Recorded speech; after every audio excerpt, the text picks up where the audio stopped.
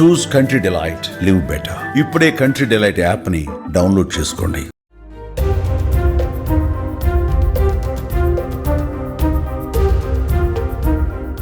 నిత్యానంద స్వామి భారత్లో కిడ్నాప్, అత్యాచారం వంటి పలు ఆరోపణలు ఎదుర్కొంటూ 2019లో దేశం విడిచి పరారైన వివాదాస్పద ఆధ్యాత్మికవేత్త.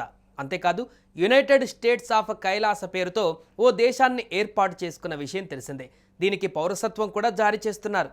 అయితే గతంలో కైలాస దేశం నుంచి ఐక్యరాజ్య సమితికి ప్రతినిధి కూడా హాజరు కావడం చర్చనీయాంశంగా మారింది.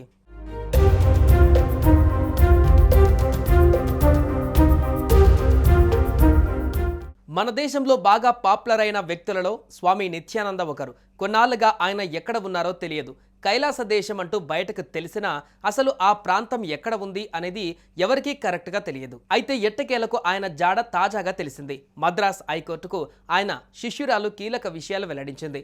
దీంతో స్వామిని తీసుకువస్తారా లేదా అన్నది ఇప్పుడు ఆసక్తికరంగా మారింది.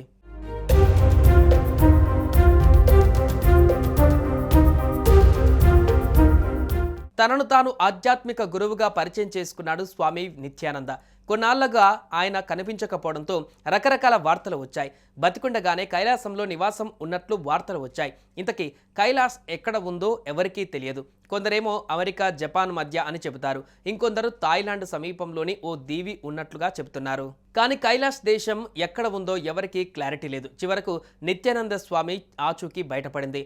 ఆస్ట్రేలియా సమీపంలోని యునైటెడ్ స్టేట్స్ ఆఫ్ కైలాస అనే దీవిలో ఉన్నట్లు ఆయన శిష్యురాలు అర్చన మద్రాస్ హైకోర్టులోని మదురై ధర్మాసనానికి తెలియజేసింది.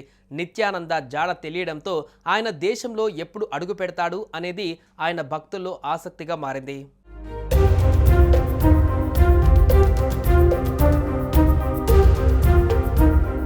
ఇంతకీ నిత్యానంద వస్తాడా, అక్కడి నుంచే అంతా నడిపిస్తున్నాడా అనే దానిపైన చర్చ మొదలైంది.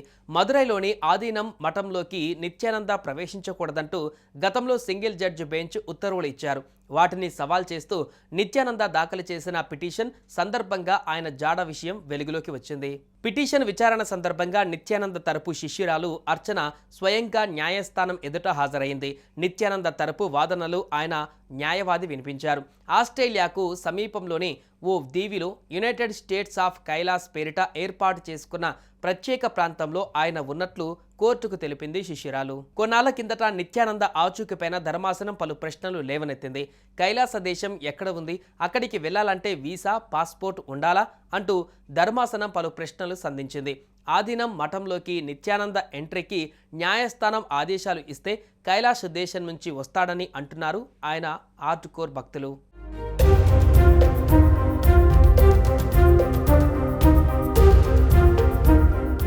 సుమన్ టీవీలో మీ పర్సనల్ అండ్ బిజినెస్ ప్రమోషన్స్ కోసం కింది నెంబర్కి కాంటాక్ట్ చేయండి.